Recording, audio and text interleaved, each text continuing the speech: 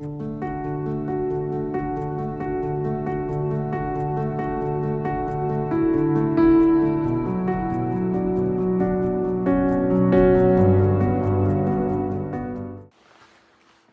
up now, Faith? Hope everybody's doing good this morning. And this is our Saturday virtual service.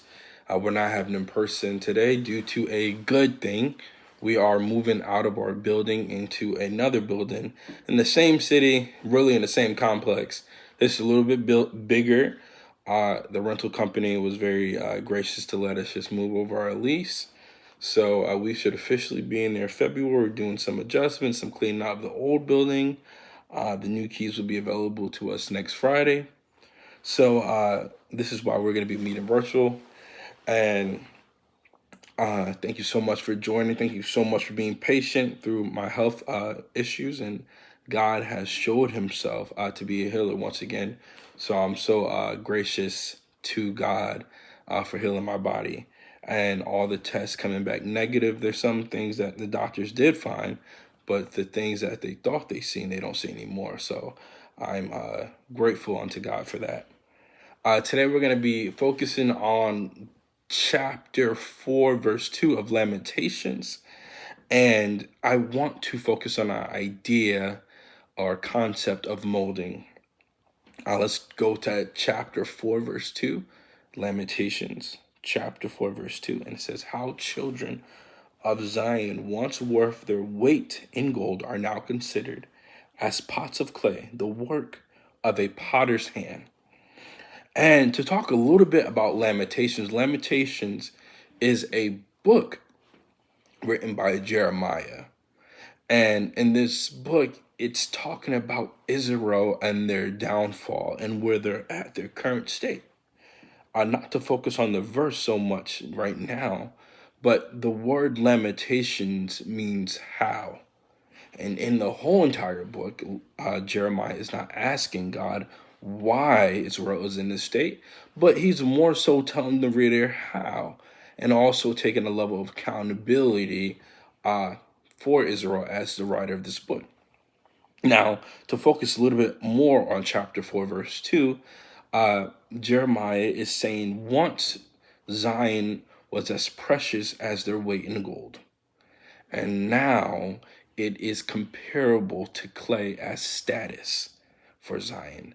And not only clay, but clay that is being at the hand of a potter. Now, the NLT calls it a common potter, which lets us know that Israel is being influenced by a common idea, a false god that is common, right? But there's nothing wrong to be clay for God, but the thing is, they're not being molded by God. So uh, Israel is in a state of molding, but it's the wrong type of molding. So the prophet is very transparent in this book. He compares Zion to itself, its formal self. And as believers, we often experience or often express comparison, not necessarily to other people, but more so our formal to our present selves. And being at a state of feeling worthy, how Jeremiah compares Zion to gold. But then now being compared to clay, which is very two opposite ends. Clay can be valuable, but the only way clay is valuable is at the potter's expense. Not necessarily because the material of clay is valuable, but the design of the clay is more valuable. So that's what we should all desire, to be molded by God. The context that Jeremiah is writing this particular verse is he's writing more so with the thought of where Zion is right now.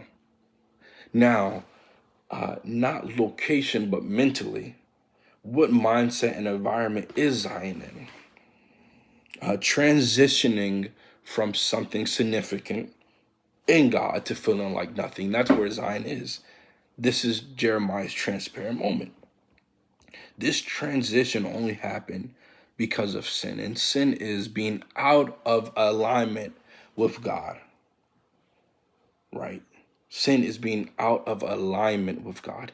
Now, Lamentation speaks on how Zion has rejected the prophets. Zion has rejected its elders. So this means there's no really need to follow any of the rules that the prophets have given us. We do what we want. We can see the downfall in Israel because Zion, the children of Zion, does what they want to do. They do what they want to do at this moment.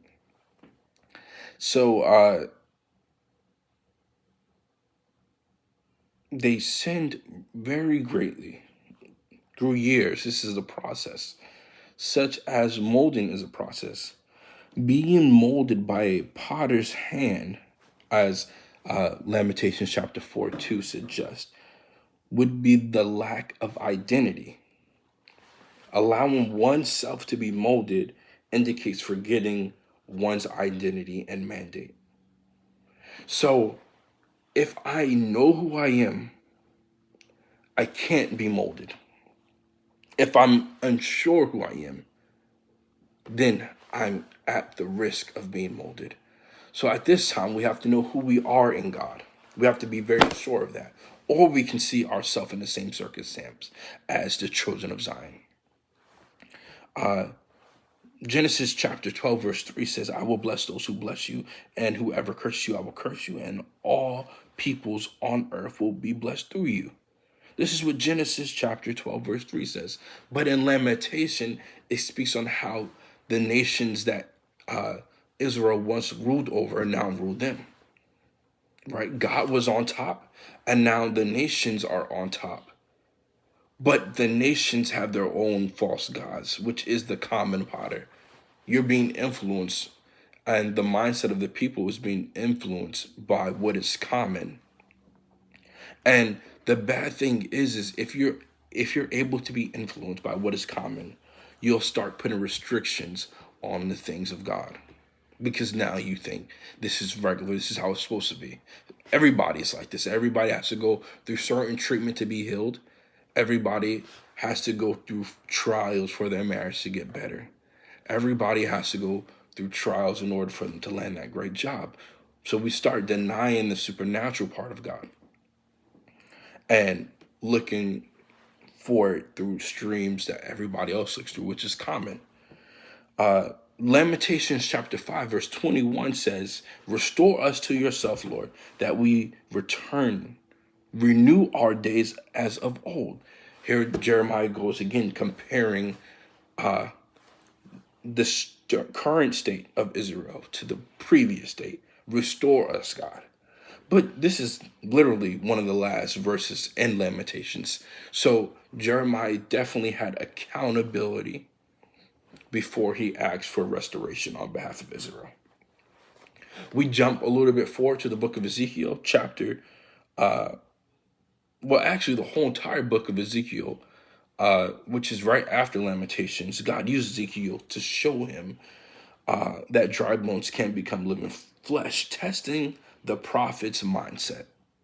Now, the reason why I would say testing is because God asks Ezekiel, can these dry bones live? Why would God ask a prophet who works for him, who hears what he wants him to hear, who speaks the things of God, if these dry bones could live? Well, the reason being is that God is showing us, the reader, that there has been contamination to his people. And the contamination isn't necessarily bacteria. The contamination isn't new believers coming in. That's not the contamination. The contamination isn't new ideas being implemented to make the people of God go further. But the contamination is ungodly or antichrist restrictions placed on God.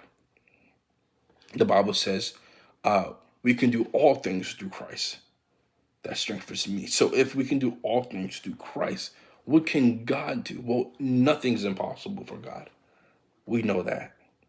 So God is just testing Ezekiel, asked him, can ye dry bones live? Because he knows the current mindset of Israel is false gods. The common potter has shaped their minds, once you shape somebody's mind, you shape their environment.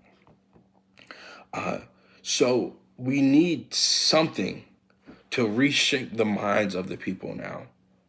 God doesn't answer Jeremiah at the end of Lamentations. We jump to the book of Ezekiel and we see the power of God. So yes, God can restore. He does it with the dry bones.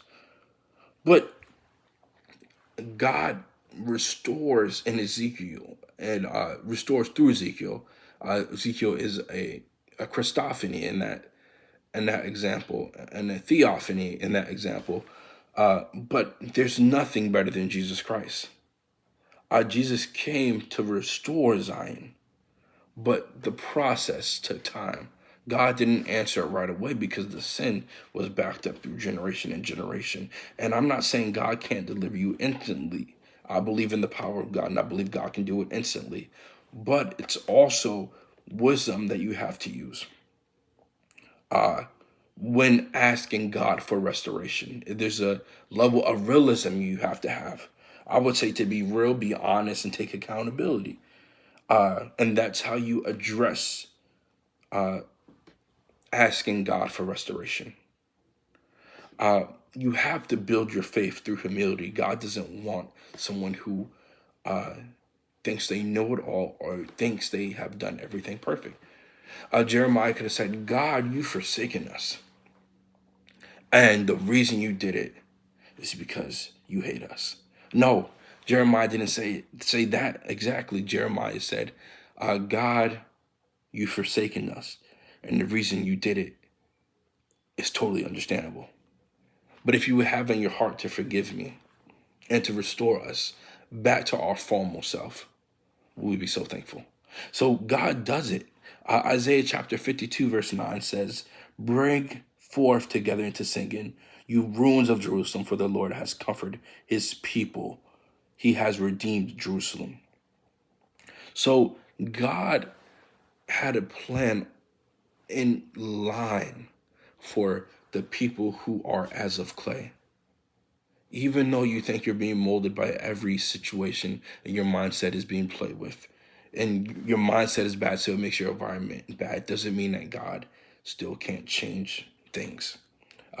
Galatians 3, chapter 14 says, through Jesus, anyone who accepts him is now redeemed.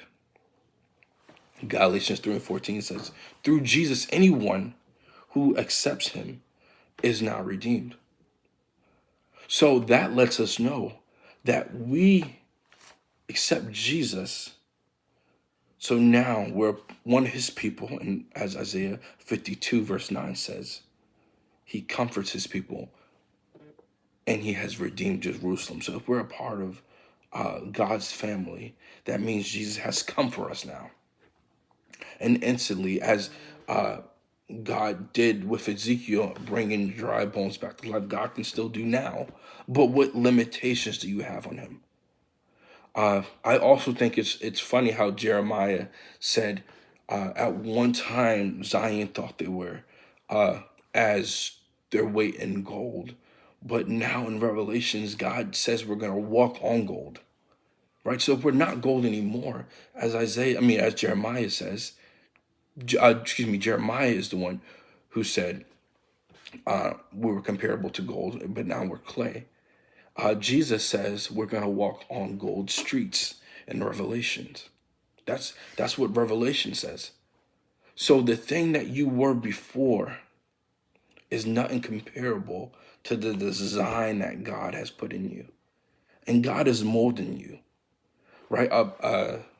Clay made by Picasso is way more valuable than a 24 karat gold. If you give me a pot from Picasso or any of the designers who are really known in that old Renaissance era of art, if you give me a product from them, it could be literally a basket made by them.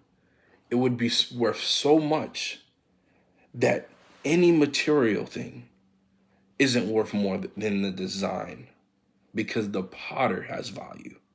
And that's one thing that Jeremiah allowed me to see in the book of Lamentations, that no matter what you think you are, you're nothing. The material you means nothing. The way you find your true worth is by knowing who designed you. And that potter for us is God. And your design is impeccable. And no matter what happens, you're being molded for greatness. I love you all. I see you guys on Monday night Bible study on Zoom. We might post this on Facebook Live. We might not. But if we do, I'll see you on Sunday morning. Have a good one.